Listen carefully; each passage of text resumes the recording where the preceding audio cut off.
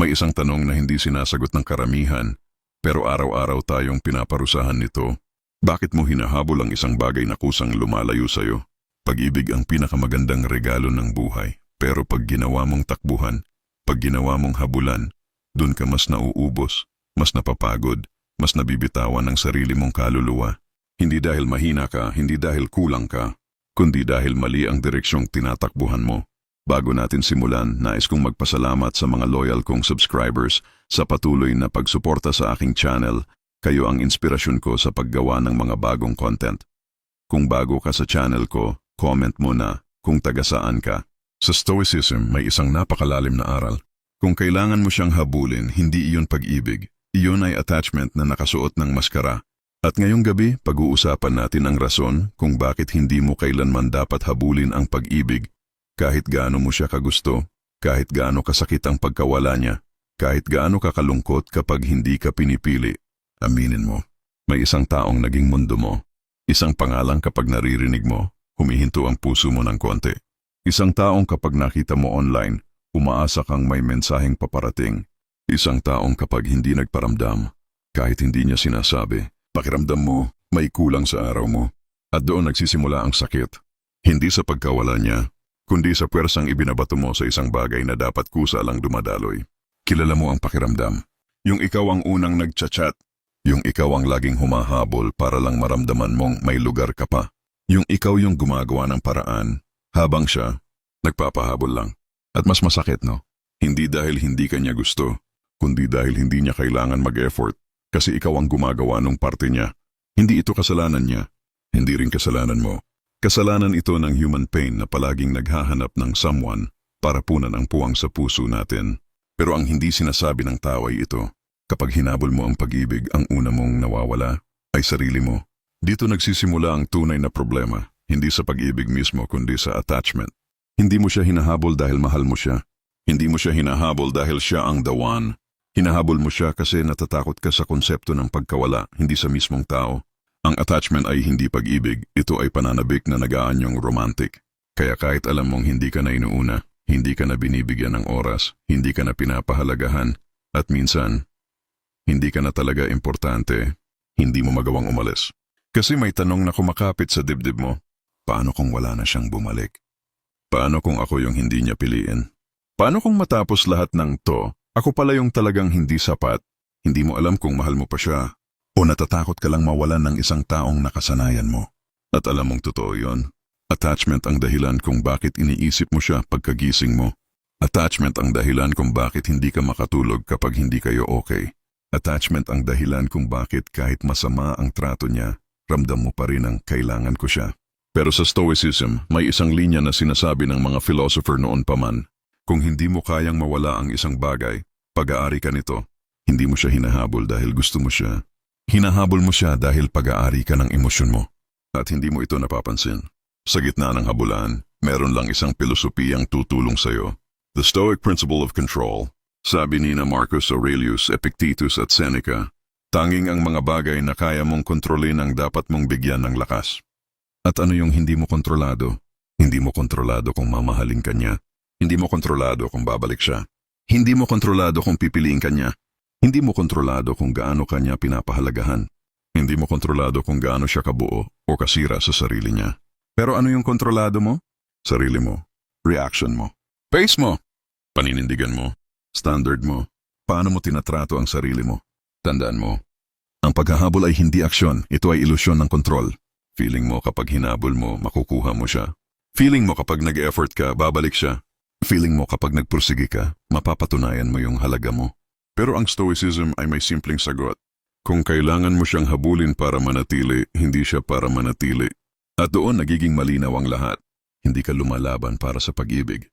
Lumalaban ka para panatilihin ang isang ilusyon na hindi na sayo. Hindi ito tungkol sa biglaang paglayo. Hindi ito tungkol sa pagiging cold. Hindi ito tungkol sa pagiging hard to get. Ang Stoicism ay hindi laro. Hindi siya manipulation. Hindi siya reverse psychology. Stoicism ay disiplina. Disiplina na hindi laging madali. Disiplina na hindi maganda pakinggan. Disiplina na minsan, mas masakit kaysa umasa. Tumigil sa pag-message muna. Hindi dahil nagpapapansin ka, kundi dahil kailangan mong maramdaman ang sarili mo kapag walang kabalikat. Malalaman mo na hindi pala siya yung nagbibigay ng peace. Ikaw pala. Palitan ang paghahabol ng presence. Instead of waiting for a reply, maglakad ka, magbasa ka, magtrabaho, magpahinga. Hindi para ipakita sa kanya, kundi para maalala mong may buhay ka bago siya. Ibalik ang identity mo. Kapag masyado mong gustong mahalin, nakakalimutan mong ikaw dapat ang unang magmahal sa sarili mo. Gawin mo ulit yung mga bagay na ikaw talaga. Yung hobbies mo, yung routine mo, yung goals mo, yung tahimik na oras na ikaw lang. Intindihin, hindi i-justify. Kapag hindi ka pinipili, hindi ibig sabihin mali ka. Minsan, hindi lang talaga tugma ang dalawang tao kahit gaano kaganda ang pangarap. Iga lang ang distance. Kung lumayo siya, baka kailangan niya. At kung lumayo siya at hindi bumalik, baka tinutulungan ka ng mundo. Ito ang pinakamahirap tanggapin. Minsan hindi puso ang nasusunod kundi ego. Ego ang nagbubulong na, bakit hindi ako pinili? Hindi ako pwedeng talikuran. Kaya ko siyang ibalik. Kaya ko siyang habulin hanggat bumigay siya. Ego ang naglalagay ng pressure. Ego ang nagbubulag sa realidad. Ego ang nagpapaniwalang kung mas magsasakripisyo ka, mas mamahalin ka. Ang tunay na pagmamahal ay hindi premyo na ibinibigay kapag sakto ang sipag mo. Hindi mo kailangan mapagod para mahalin. Hindi mo kailangan sumuko para pakinggan. Hindi mo kailangan tumakbo para habulin. At higit sa lahat, kung kailangan mong paghirapan ang pagmamahal na libre naman dapat, ibig sabihin hindi pagmamahal ang hinihingi mo. Validation iyon. Kapag hindi mo na hinabol ang pag-ibig, may isang napakagandang nangyayari na hindi naiintindihan ng karamihan. Hindi na ikaw ang natatakot. Hindi na ikaw ang nangangamba. Hindi na ikaw ang kumakapit. Hindi na ikaw ang nauubos. Bumabalik yung lakas mo. Bumabalik yung identity mo. Bumabalik yung kapayapaan mo. At ito ang pinakamahalaga. Kapag hindi mo hinabol ang maling pag-ibig, nagiging handa ka sa tamang pag-ibig. Hindi dahil nag-a-attitude ka. Hindi dahil nagpapapansin ka. Hindi dahil nagpaparusa ka. Hindi dahil nagpapahabol ka, kundi dahil ikaw muna ang inaayos mo.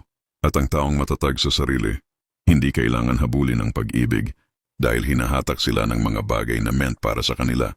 May isang tanong na madalas nating tinatakasan, pero alam mong hindi mo kayang hindi harapin.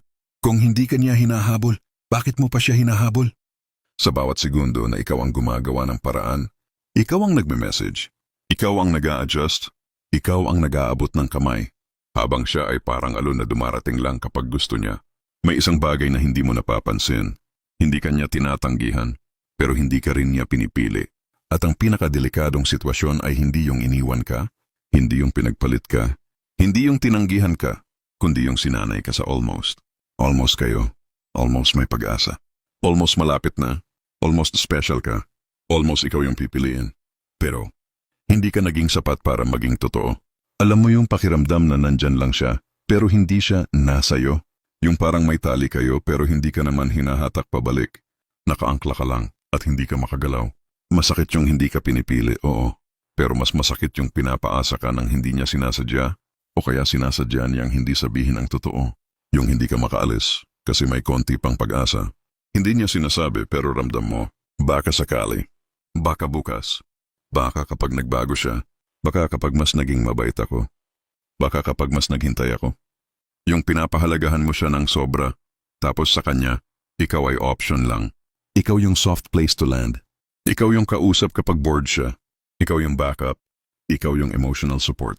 Ikaw yung safe person. Pero hindi ka niya sinusugal para maging partner. Yung ginagawa mong prioridad ang taong hindi man lang iniisip ang damdamin mo. Hindi siya masama. Hindi ka rin masama. Pero ang imbalance, doon nagiging torture ang pagmamahal. Hindi mo siya hinahabol dahil mahal mo siya. Hinahabol mo siya dahil ayaw mong mawalan, ayaw mong mag-isa, ayaw mong tanggapin na hindi ka niya pipiliin. Ito yung malupit na parte ng attachment. Hindi mo hinahabol ang isang tao. Hinahabol mo yung version niya sa isip mo. Hinahabol mo yung alaala. Hinahabol mo yung what if. Hinahabol mo yung moments na masaya kayo. Hinahabol mo yung konting effort na ipinakita niya minsan. Hinahabol mo yung mga pangako na hindi naman totally sinabi, pero naramdaman mo lang. Sa Stoicism, tinatawag itong projection attachment. Yung hindi mo na hinahabol ang totoong siya. Hinahabol mo yung imaginary future na ginawa ng puso mo, kaya hindi mo siya mabitawan. Kasi hindi siya ang binibitawan mo, kundi yung fantasy na kumupkop sa'yo.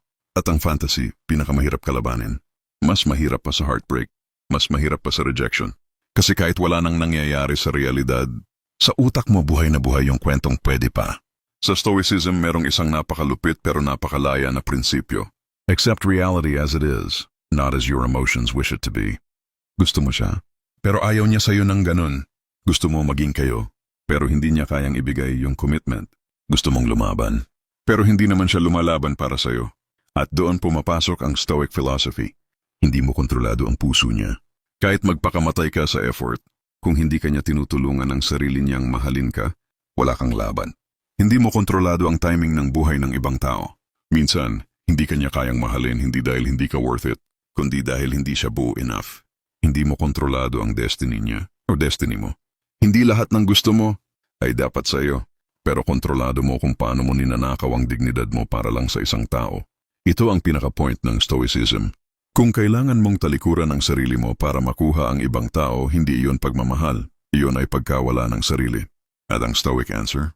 Hindi habol. Hindi habaan ng pasensya. Hindi paglaro. Hindi pag-adjust ng sobra. Kundi malinaw na pagharap sa katotohanan. Ito yung pinaka-practical, pinaka-kailangan, pinaka-real life na parte. Ganito mo i-apply araw-araw ang hindi paghabol. 1. Itigil ang pagiging available anytime. Huwag kang tumakbo kada tawag o message niya. Hindi dahil nagpapa-hard to get ka, kundi dahil may sarili kang buhay. 2. Huwag kang mag-overthink ng mga bagay na hindi naman sinabi. Kung hindi niya sinabi na gusto ka niya, huwag mong ipilit. Kung hindi niya pinakita, huwag mong hulaan. 3. Palitan ang habol ng boundaries. Huwag ka nang masyadong magbigay kapag hindi naman binabalik. Emotion is an investment. Huwag mong ibuhos sa taong hindi naglalabas kahit piso. 4. Limitahan ang access ng mga taong hindi ka inuuna. Ito ang pinakasakit gawin. Yung siya mismong gusto mo, lilimitahan mo. Pero tandaan, kung gusto ka niya, hahanapin ka rin niya. Kung hindi ka niya hanapin, tapos na yung laban kahit hindi ka pa ready. 5. Balikan mo ang mga bagay na ikaw talaga. Yung hobbies mo, yung pangarap mo, yung routine mo, yung sarili mong mission.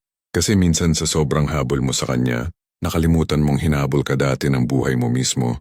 6. Iwasan ang emotional gambling. Yung nananahimik ka, tapos bigla mong itetest kung magre-reply siya. Hindi stoic yan. Yan ang ego mo na naghahanap ng small proof na may pag-asa pa. Ito ang pinakadelikadong parte sa lahat.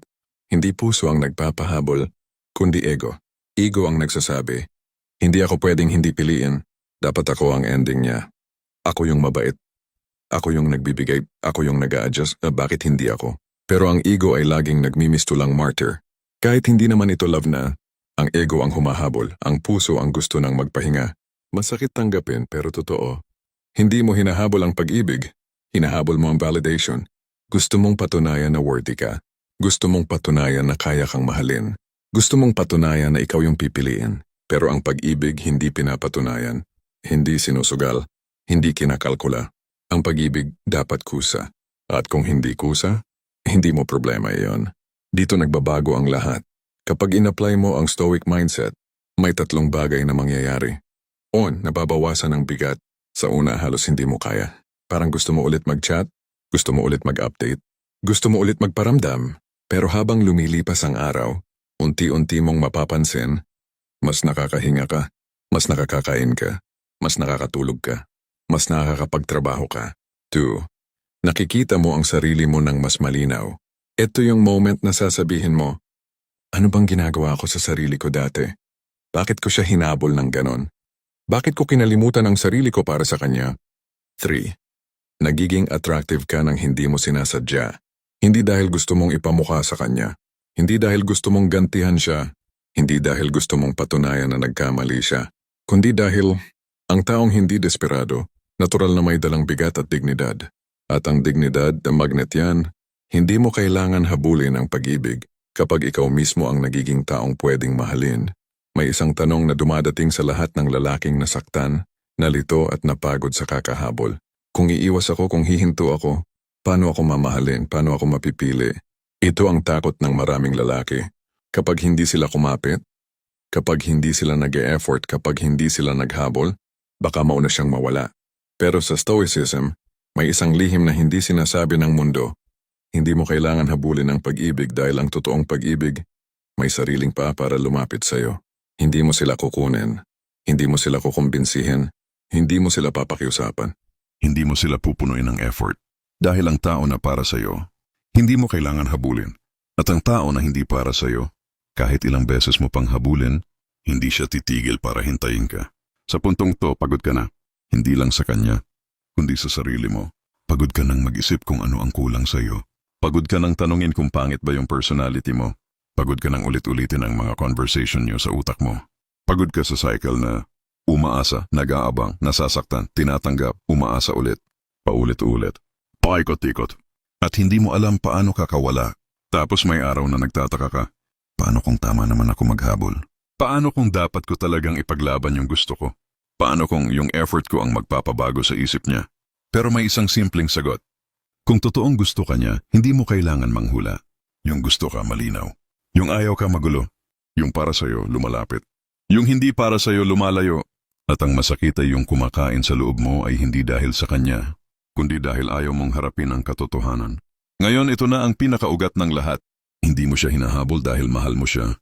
Hinahabol mo siya dahil natatakot ka sa buhay na wala siya. Yung umaga na ikaw lang. Yung gabi na hindi kanya kausap. Yung future na hindi siya kasama. Yung moments na hindi kanya binabalikan. Pero subukan mong isipin ng malalim. Bakit mas natatakot ka sa pagkawala kaysa sa paulit-ulit na sakit? Bakit handa kang paulit-ulit masaktan? Pero hindi mo kayang tanggapin ang hiwalay na daan? Ang attachment kapag humalo sa insecurity, nagiging dependent love. Yun yung pagmamahal na hindi grounded sa respect, kundi sa takot. Takot makatamis ng panandalian. Takot mawala ng kausap. Takot mawala ang routine. Takot hindi ka piliin. Pero ang pinakamalupit na parte, hinahabol mo siya kasi iniisip mo siya ang sagot sa lungkot mo, kahit minsan siya rin yung dahilan. Kung gusto mo ng tunay na kalayaan, kailangan mong yakapin itong stoic truth. Ang pag-ibig ay kusang ibinibigay, hindi hinihingi. Hindi mo obligasyon gawin siyang masaya. Hindi mo responsibilidad ayusin siya. Hindi ikaw ang dapat magpuno ng kawalan niya. Hindi ikaw ang dapat maging dahilan ng pagbabalik niya. Pero ang stoic principle dito ay mas malalim. Live according to nature. At ang nature ng pag-ibig, kusa, malaya. Hindi pinipilit, hindi pinagmamadali, hindi pinapahirapan. Kung kailangan mo siyang pilitin, hindi na yun love. Iyon ay desire na lumalaban sa realidad. Detach from what you cannot control. Hindi mo kontrolado ang puso niya. Hindi mo kontrolado ang emotions niya. Hindi mo kontrolado ang life path niya. Hindi mo kontrolado ang readiness niya. Pero kontrolado mo kung paano mo pinahihirapan ang sarili mo. Ang tunay na ginhawa, hindi galing sa relasyon, kundi galing sa pagkakilala sa sariling hindi sumusuko sa sakit. Ang stoic love ay hindi malamig, hindi passive, hindi walang emosyon. Ang stoic love ay, ako ay magsisisi kung hindi kita minahal. Pero hindi ko ipagpipilitan ang sarili ko kung hindi mo kayang mahalin. Ito na ang part na gustong marinig ng karamihan. Paano mo ito gagawin? Paano ka magpapalaya? Paano ka hindi maghahabol? Pero tandaan, hindi ito technique, hindi ito trick, hindi ito psychological manipulation. Ito ay pagbabalik sa sarili. Ganyan ka magsisimula. Magising na hindi siya ang unang iniisip. Pagkagising mo, huminga ka muna. Huwag mo siyang i-check online. Huwag mo siyang hanapin sa notifications. Huwag mo siyang i-message. Hindi ito power play. Ito ay pagbibigay ng space para maramdaman mong hindi siya ang sentro ng mundo. Ibalik ang sarili mong ritmo. Hindi pwedeng umiikot ka sa oras at mood niya. Magtrabaho ka, mag-ehersisyo ka, magbasa ka, matulog ka ng maayos, magplano ka ng pangarap mo. Ang kapangyarihan ng isang lalaki ay bumabalik. Kapag bumabalik ang consistency niya, tanggapin ang lungkot, hindi takasan. Kaya ka naghahabol kasi iniiwasan mo ang pagiging mag-isa. Pero ang pagiging mag-isa ang magpapalakas sa'yo. Umupo ka, pumikit, damin mo yung emptiness. Dahil doon nagsisimula ang healing. Hindi sa pagtakbo, kundi sa pag-upo sa sakit at pagpapaalam sa kanya. Huwag kang mag-message out of loneliness. Bago ka mag-send, tanungin mo sarili mo, galing ba ito sa lakas o sa lungsod? Kung lungkot, huwag mo. Alalahanin kung paano ka natutong magmahal bago mo siya nakilala. Hindi siya ang unang nagbukas ng puso mo. At hindi siya ang huling magsasara nito. Ito ang pinaka-importanting babala. Kapag nagdi-disconnect ka, lalapit ang ego mo. Sasabihin niya, subukan mo ulit mag-message. Tingnan mo kung nagsisearch siya ng name mo. Tingnan mo kung may bago siyang picture. Makipag-usap ka muna para hindi ka makalimutan. Pero tandaan, hindi mo ginagawa to para ipagmalaki sa kanya. Ginagawa mo to para hindi mo makalimutan ang sarili mo. Ego ang nagpi-feed sa fantasy na, baka this time magbago siya. Baka hindi ko lang na-try ulit. Baka kailangan ko lang si effort. Baka kailangan ko lang hintayin. Pero alam mo ang totoo, Kung totoo siyang nagmamahal, wala namang baka, walang conditional, walang delay, walang guessing game. Hindi mo kailangan ipagdasal na makita ka niya. Makikita ka niya kung gusto ka niya. Ito ang pinakamaganda sa lahat. Kapag tumigil ka sa habol, kapag binalik mo ang halaga mo, kapag pinili mo ang kapayapaan, may tatlong bagay na mangyayari. 1. Yung dating mabigat, luluwag. Parang unti-unti mong mararamdaman. Kaya ko pala. Hindi ko pala siya kailangan para mabuhay. Kaya ko pala maging masaya nang hindi niya kailangan. Kaya ko pala magmahal nang hindi nasisira. 2. Yung dating nakatali, napuputol. Yung mga moment na parang siya lang ang sagot. Unti-unting nagiging malinaw na ikaw mismo pala yung hinahanap mo. At ang pinakamaganda, yung lungkot mo, hindi na halimaw. Nagiging guro. Yung sakit mo, hindi na sugat. Nagiging sandata. Yung heartbreak mo, hindi na pagkawasak. Nagiging paggising. 3. Nagiging tao kang hinahanap ng tamang pag-ibig. Hindi ka na yung desperadong version mo. Hindi ka na yung insecure version mo. Hindi ka na yung umaasa sa bare minimum. Hindi ka na yung nagmamakaawa sa attention. Hindi ka na yung naghihintay ng validation. Nagiging lalaki kang may sariling mundo, sariling halaga, sariling direksyon. At ang mga babae, naturally na lumalapit sa lalaking grounded, hindi sa lalaking naghahabol. Kung umabot ka sa puntong ito, ibig sabihin handa ka na. Handa kang maging mas malaya, mas malakas, mas buo, mas ikaw. Kung may natutunan ka sa video na ito, comment ka sa baba. Pinapalaya ko ang puso ko para bumalik ang sarili ko. Salamat sa panonood.